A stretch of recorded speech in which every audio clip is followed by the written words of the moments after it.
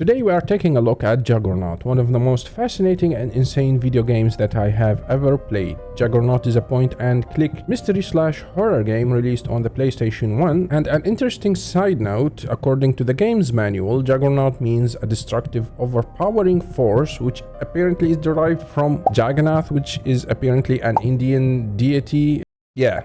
Logic. The game starts with the protagonist being worried about his girlfriend because apparently she was supposed to be in our home hours ago and we didn't hear about her all day long. So we call the boys and we spend the whole night gaming. Okay, I'm joking.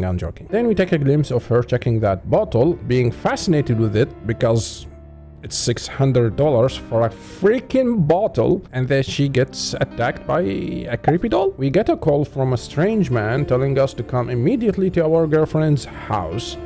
So we just do that without any questions asked. We reach her home only to find her tied to a chair with a man who's apparently dressed as a priest.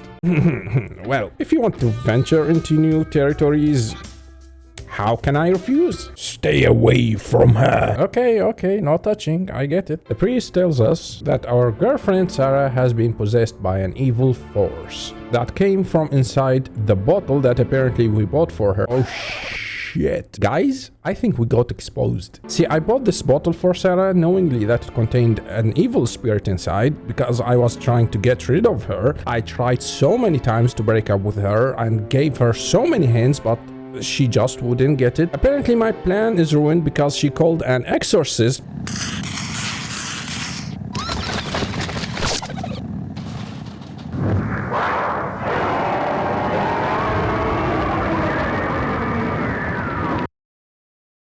Okay, you know what? I can still make this work. I'm just gonna make the demon do all the work for me. You must enter her soul and fight with the evil force. The battle will be difficult and may seem less... Oh, for fuck's sake. Okay, you know what? I have a plan.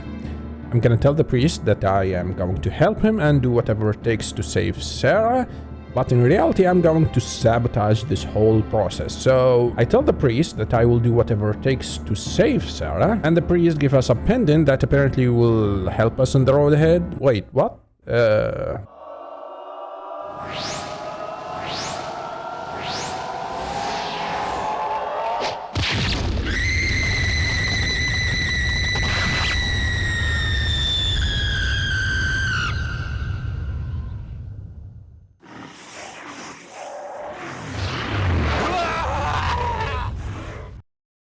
I'm not gonna lie to you, but I think we are in some deep shit.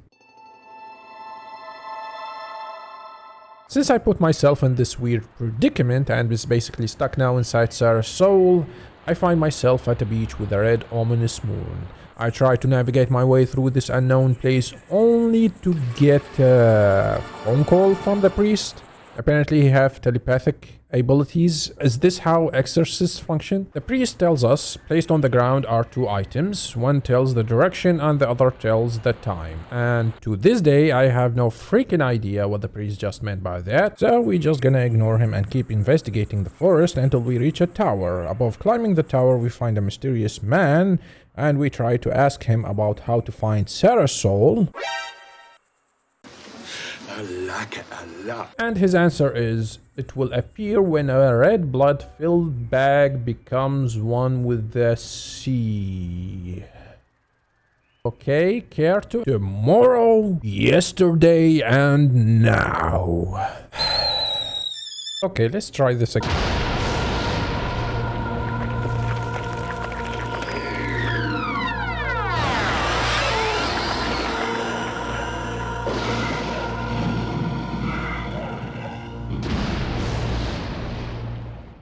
Well, seems I'm all by myself again. The mysterious man disappears, leaving a clock riddle, and upon solving the riddle, this cutscene happens.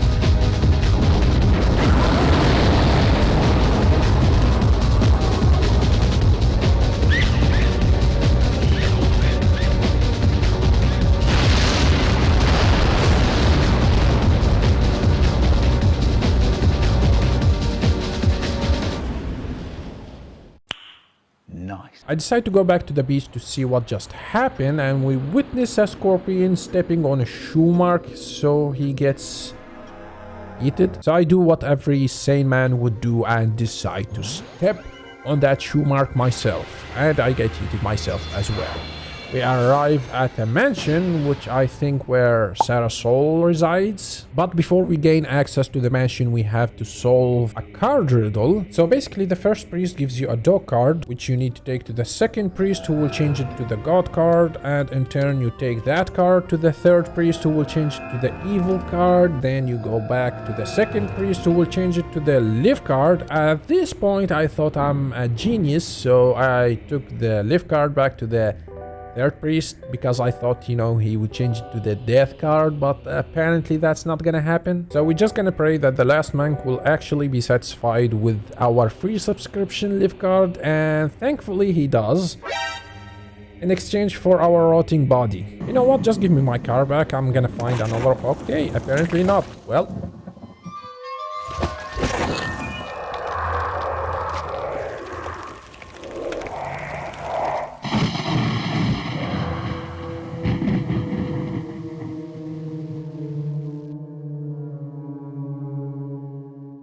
there's no going back now. Having lost my body, we finally gain access to the mansion, but before I can do anything, we get a phone call from this jerk who congratulates us for our effort, telling us that we have lost our body and we are merely a soul. Okay, fine. At least we are one step closer from completing our goal. Except I can't even do that because apparently since now we are a soul, we can't interact with anything. But looking at the bright side, there are an abundance of bodies in the mansion that we can possess. What kind of a priest are you? He also tells us if we want to reach Sarah Soul, we need to gain access to the microcosms connected to this mansion and exterminate any evil remnant in each microcosm. So we have a new objective. We explore the mansion trying to find a body, but before we do that, we get another phone call. Except this time it's from Sarah. Help me!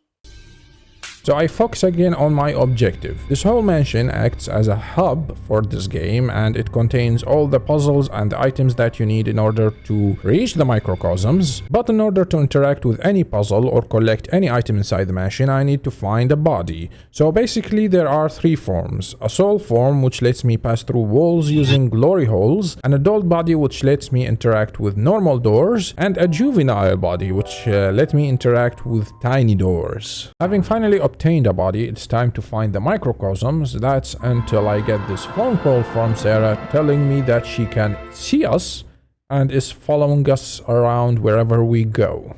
The situation just got malignant. So I decide to hurry up before the situation gets any worse, and I find a yellow paint, and that's when I get another phone call from the priest telling me that I need a green paint in order to solve one of the puzzles for the microcosms. How in the hell did he know that? I think this priest hides more than he tells. Because after some more exploring, we find a knife only to get another phone call from the priest telling us that there are some remnants of our past still lingering in this mansion and we need to use this knife to destroy it. I can't trust this guy. After destroying any remnants of our past as requested by the priest and collecting all the items necessary in order to solve the microcosm puzzles, we head towards the microcosm rooms, which are 4 in total: the studio room, the art room, the colorless room, and the bedroom. Each room contains 2 microcosms that we need to exterminate the evil from inside, and each microcosm acts as a different scenario from a different timeline that is really not related to the main plotline, so I'm not gonna dive too much into details about each scenario and try to summarize it the best I can. The first scenario, which is the most convoluted and confusing one, takes place on a stranded island. We play as a man who got washed up on this island. Daron the chieftain, Jaggy the chieftain's son, Tyros the chieftain brother, and Saim the tribe shaman tells me that they have found me on the beach and decided to rescue me, only to kill me themselves. Apparently I have to fight one of them for them to agree to let me live. Amazing logic. So I fight Tyros and remove this stupid smirk from his face and win. And they decide to name me Gosa. I am the fierce Yogosa, the ultimate warrior, the lion tamer, Yogosa the merciless. Okay, I'm having too much fun. Now, having proven myself to this tribe, I find out that they are really not in their right mind. Because in 1 minute they act normal, and in the other minute they start talking a little cray-cray. Then I also find out that one of them is missing and most likely got murdered because from all this blood. I go back to Darren and tell him what I have just witnessed, and they start accusing me of being the murderer. And Jackie actually tries to kill me, so I decide to make a run for it, only to see a masked figure from afar dragging a body, burning it. And it turns out the murderer is no other than Jaggy, only for him to get killed by Tyrus. Then Tyrus proceeds to try and kill me, and he injures me badly, only for him to get killed back by Jaggy, because apparently Jaggy is not dead yet. Okay, he's dead. And I pass out only to get rescued by soldiers. Then the mystery unravels, my memories come back to me. I apparently is one of these soldiers who were tasked to transport a group of terrorists to prison, and those terrorists were no other than those tribal men. You see, an accident happened and my ship got wrecked, and me and those terrorists got stranded on this island, so I came up with this genius plan of gassing the island with hallucinogenic gas and make everyone batshit crazy to the point that they start believing that they are tribal men and start killing each other. By succeeding to do so, we finally exterminate the evil remnant in this scenario. Yogosa out. In the second scenario, we play as Morgan, a government spy sent by our superiors to a secret federal prison to become the new warden. And in order to do so, I have to kill the current warden and take his place. Okay. So I infiltrate the prison, unlock the elevator needed to reach the warden via this computer using a password, and in any case you wrote the password wrong, you can always use the bullshit button. After I unlock the elevator, I discover that it's being guarded by a soldier, so I take my gun out and shoot him.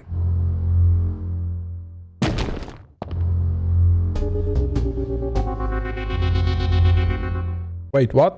Apparently I did the right thing, but the devs decided that the soundtrack should be the one used if you do it correctly. Anyway, we reach the warden and discover that he is a psychopath having pleasure from torturing and killing the prisoners. So we decide to shoot him, but before we kill him, he tells us to wait till he shows us his amazing 360 no-scope move.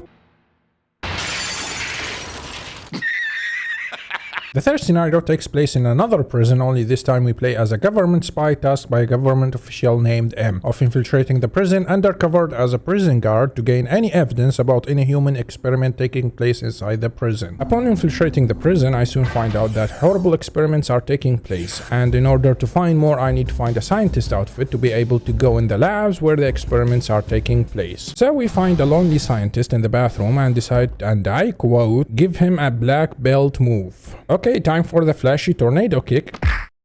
Or just a karate chop to his neck. Now, having obtained the scientist outfit, we head to the labs to see what kind of experiments are taking place. One experiment, we see a man strapped to a bed in agony. Apparently, those scientists pour sulfuric acid on his back, which induces severe itching for several hours. Without him being able to scratch himself to relieve the itching, we proceed to tickle his back using, and I quote again, Power Child Finger S. Which make his itching even worse, having his itch meter reach over 9,000! They now use the big bare hand to relieve all his itch at once, which in turn causes the poor man to release endorphins, which apparently they are trying to farm. Another experiment involves another man poked with needles to the point where he basically looks like a hedgehog, and proceed to pass electricity through these needles, trying to force the body to release endorphins. So basically this whole prison is an endorphin farming simulator. I decide to leave and let them continue cooking some endorphins, like literally, and being sick from all these experiments, I decide it's time to find any evidence to shut this whole operation down. So I head to the lab and try to find this endorphin they are farming, only to find the same scientist we karate chopped from before, only for him to thank us for what we did to him, because apparently our neck karate chop has fixed his disc herniation. Then the unexpected happens, a guard joins in and he sees through my disguise, and I decide to karate chop both of them. Really? Now you do the flashy tornado kick. Now being exposed, I decide to make a run for it and head to the elevator with this awesome soundtrack.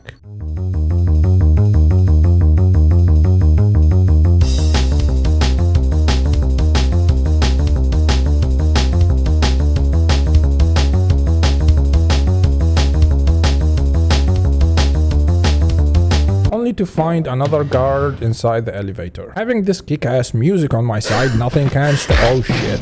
After having my ass kicked, I find out that this guard is no other than another spy sent by M to investigate this prison, and we come up with a plan. She would take me in as a prisoner, then she would come back, help me escape, and get the evidence needed to shut down this whole operation. Having access to a computer, we get all the evidence that we need, as well as a bottle of the endorphins, and decide to shut the whole operation down by killing the warden again. We head to the warden and ask him to surrender himself, only for him to refuse, and both my partner and the warden basically kill each other.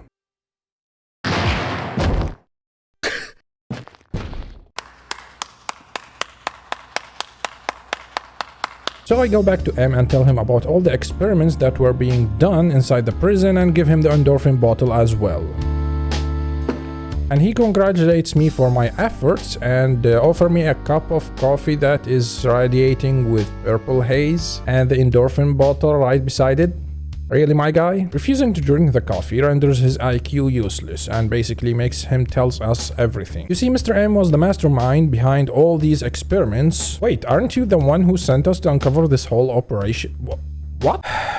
Sometimes logic is not part of this game. So he decides to shoot us. Like you could have literally done so instead of your coffee poisoning shenanigans that you tried to pull off. But before he shoots me, I decide that in this extreme and dangerous situation, I would pull off my best move in my arsenal, which is to throw a freaking cup of coffee at him. Anyway, he melts and dies.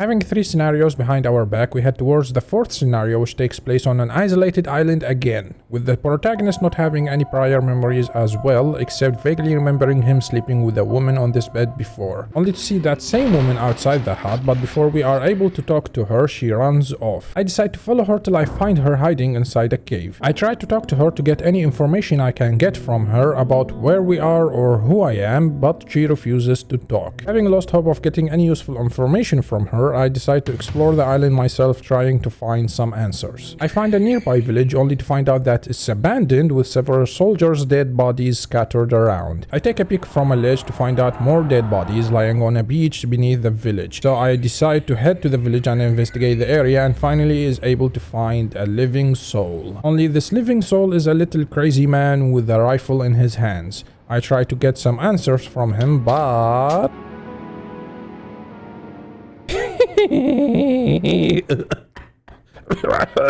Jesus. Then he proceeds to talk about some imaginary children and even try to shoot them. Failing to do so makes him even more crazy, to the point where he burns his camp and himself in the process.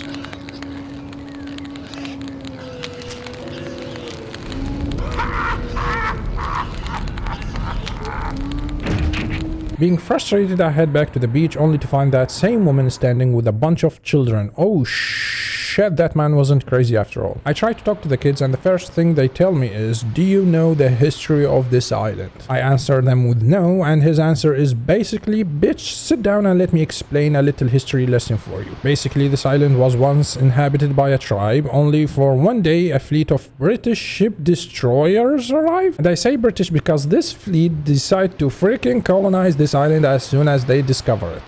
Planning to do so, they kidnap a child whom the tribe used to worship and try to force them to, you know, colonize. But they fail miserably again, so they decide to kill everyone on this island, including these kids. These innocent, pure-hearted kids, being unable to take a loss like normal war crime casualties, decide to hunt and kill all the soldiers by ripping their stomach open and pulling their guts out and twisting and squishing their skulls. Okay, maybe innocent and pure-hearted doesn't quite apply to these kids. And then they tell me that the child they kidnapped is actually no other than me, and apparently I'm the reincarnation of a god called Banura. Bro, I'm a literal god. Hey.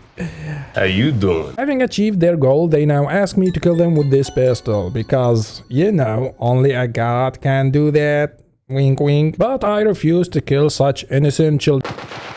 I'm joking, they can go to hell. The next 3 scenarios are actually pretty short story-wise. In the 5th scenario, we'll play as a female protagonist named Charling Yi, who just came back home only to find her computer logged into a weird website called the World Network, which she doesn't remember to ever visit. Upon surfing the website, we read some news about random traffic accidents happening all over the world, claiming many lives, which strangely attracts her attention, and she decides to start investigating these weird accidents. And after some investigating, hacking, and meeting a weird old man who seems to like to hang in this internet cafe to find young people to talk to, because he finds it more exciting and would rather spend his time with young people than to play video games. Anyway, we soon find out that all these accidents happens in areas where the traffic signals are owned by a company named Signet, which also controls the road signs in more than 100 cities. And upon further investigation, we also find out that those accidents were caused on purpose. And in a matter of 20 minutes, the hacker will cause all the traffic signs owned by Signet to malfunction, which will cause numerous casualties. So the protagonist strangely decides to make a stop to it and hacks her way through till she finds the address of the attacker. Upon gaining his address, we get a threat email from the attacker telling us that he killed her father, and in case she wouldn't stop, he would kill everyone she loved. But determined to stop the attacker by all means necessary, and in finally doing so, she soon finds out that the attacker is actually no other than a rogue program created by her father. And moments before his death, he created an antivirus program which is no other than the protagonist herself to put a stop and kill the rogue program once and for all. A neat little plot twist. In the 6th scenario, we play as a female protagonist who finds herself lost in a village with no memories again. Running out of ideas, aren't we? Basically, this whole scenario is me searching the whole village only to find out that everyone is basically murdered with their eyes gouged out. That's until we find a house which is in a complete opposite contrast from the dark, eerie atmosphere of the village. Upon entering the house, we find a young lady standing in the middle of the living room whom I seem to be weirdly attracted to her and somehow feel that I will find all the answers I need from her. Then suddenly the memories floods back in. You see, I soon find out that this lady right here is actually my twin sister, and we were basically inseparable when we were kids. Until one day she comes to me and tells me that she loves a guy but she is too afraid to share her feelings and asks for my help to confess her love to him. Me being the ever loyal and loving sister decide to make the guy fall in love with me and tell my sister to grow up and deal with it. I beg your pardon? So my sister decided to do the exact same thing I would do in such a situation and kick me to oblivion. Then proceed to take my identity, telling everyone that the one who died is her and not me. I'm trying to explain the best I can, okay? But doing so drove her to madness, to the point that she killed everyone, including my boyfriend, or her boyfriend, and gouged everyone's eyes out so they can't see her true self, and decide to kill me as well, only she is not able to do so, and decide to kill herself instead in a final act of redemption.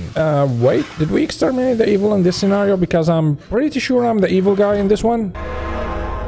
Okay, apparently we did. The 7th scenario takes place in the internet again, only this time we play as a health insurance detective tasked to investigate multiple deaths that apparently occurred due to medical malpractice. Upon investigating, I soon find out that those deaths were done on purpose by changing the patient medical diagnosis sheets and make them undergo critical unneeded operations in order to basically kill them. Finding out that all those patients were organ donors as well. Sus indeed. Then it all clicks. Someone is harvesting organs and sell them to the highest bidder. But how will I uncover this whole mystery? I put my Sherlock's hats on and decide to use my genius one last time and enter the criminal's mind to discover it's being done by a company named N-Atus, or, you know, if you flip it, it becomes Satan. Anyway, apparently this whole thing was done by a genius mastermind who believes that my tiny brain can't possibly fathom the majestic brilliance of him selling those organs to other rich people and inject my brain with a virus, and also puts me on an organ donation list. Shit just got real. So I decided to show him what my tiny brain can do and reverse engineer the virus, infecting him back with it and kills him in the process. Fool me once, joke's on you. Fool me twice, joke's on... Wait, is it jokes or shame? God damn it, I ruined it. The 8th and last scenario, we play as a journalist tasked to do an interview with a researcher called Rosensteiner, who captured a mythological creature called Fila. You know, your typical winged tiger. So I head to Rosensteiner's house and start the interview. He and his daughter Eliza tells us everything about the Fila and how it was being worshipped by a tribe called Kamala, led by a shaman called Zanu, and their refusal for the Fila capture, which led to unnecessary war, which led to the death of the whole Kamala tribe except for Zanu, and the whole researcher's family except for Eliza, and how Zanu refused capture and basically threw himself into the fire, killing himself in the process. Deciding to take a break from the interview, we head outside only to hear a church bell ringing. Upon investigating the church, we find out the priest is dead as well as the whole townspeople, while also finding the Fila's feathers on the murder scenes. I head back to Rosensteiner and tell him basically the whole town is dead, only to find out that it's not the first time that such killings had happened, and suspecting the stuffed Fila's body might still be alive and is killing everyone as an act of revenge, we decide to keep an eye on it, having me taking the first shift. During my shift, Eliza comes in and offers me a cup of coffee to help me stay awake. But suddenly I doze off and fall asleep, only to wake up finding out that Rosensteiner is dead. I decide to act fast. I go and tell Eliza that her father got killed and that we need to get out immediately, only for her to tell me, bro, chill out, let's have a cup of coffee. And that's when it finally hit me. Eliza is in love with me. You see, since I set my foot in this house, she have been keeping her eyes on me all the time. She even brought coffee for me earlier and sat with me trying to have a conversation with me, only for me to doze off and fall asleep during our date. Amazing. So I decide to agree and have another cup of coffee with her, only this time I pretend to drink coffee and not actually drinking it, fearing to have a paradoxical effect and sleep again. I head back to my room, waiting for Eliza to come in any second and confess her love to me. Lo and behold, here she is.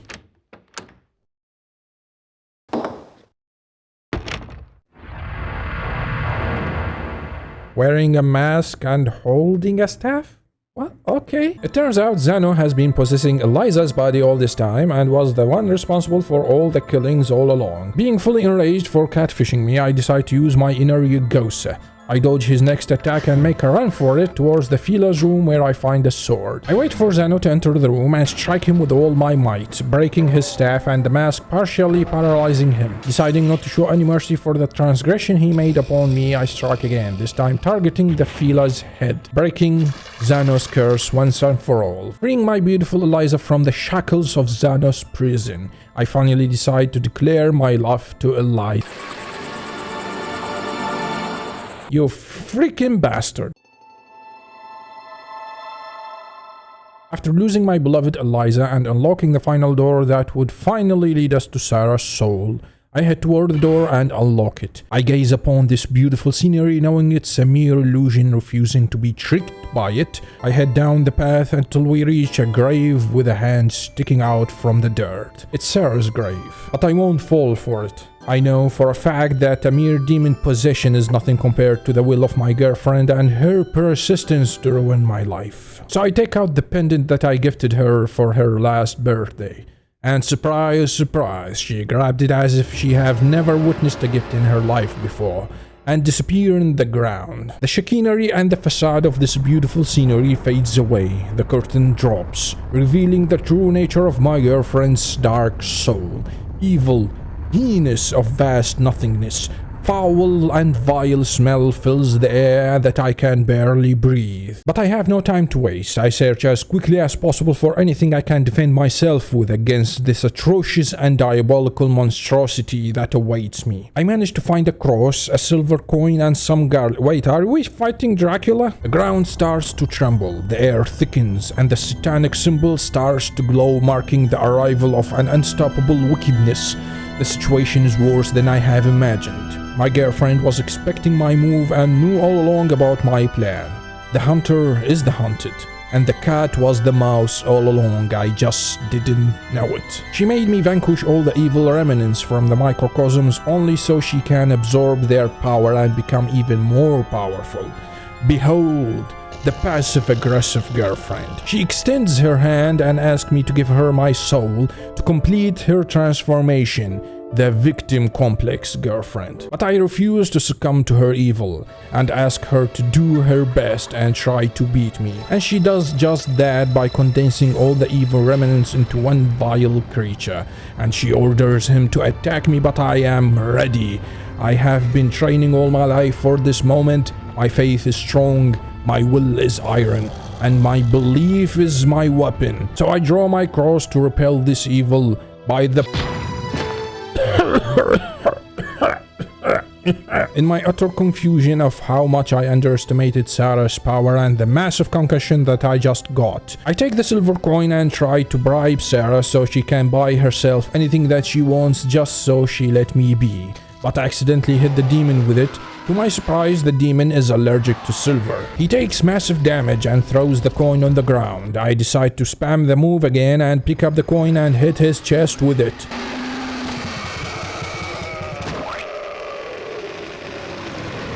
By the way, the heart squishing sound effect wasn't actually me, it's actually the sound effect that the devs used for this interaction. Back to our epic confrontation. Well, Sam. Back off for the God's sake. Oh shit, I have a sword now. This has gone long enough. I shall not be defeated, manipulated, dragged around like a dog ever again. I decide to use my inner Yugosa. This is my stand. Holy freaking hell, what the actual fuck are we playing Soul Calibur now? And just like that, she was finally defeated.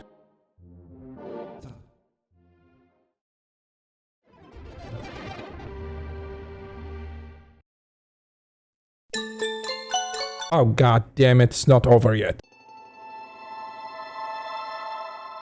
Apparently we have to solve one last puzzle with the chess piece that we just acquired to unlock the true ending. So we go to the pool room where we have to use the chess piece to solve the puzzle, which in turn will unlock a secret door in the mansion. We go through the door and we discover the shocking revelation.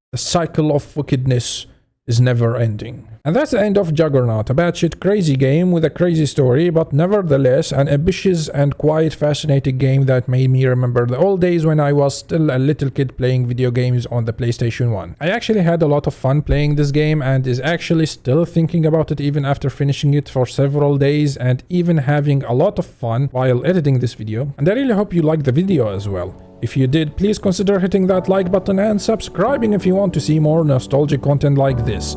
Until then, nostalgic out.